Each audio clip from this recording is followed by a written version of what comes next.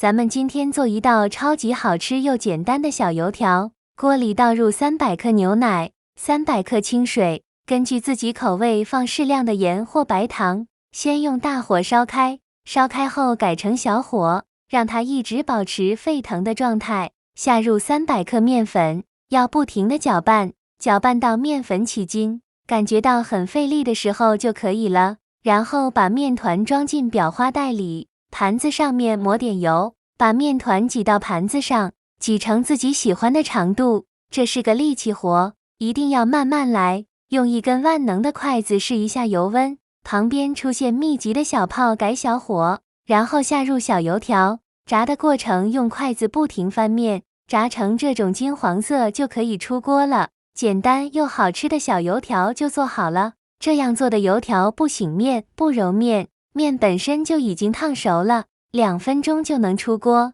吃起来口感特别的酥脆，放凉了也是脆脆的，既能当零食也能当主食。喜欢的朋友可以试一下，谢谢大家。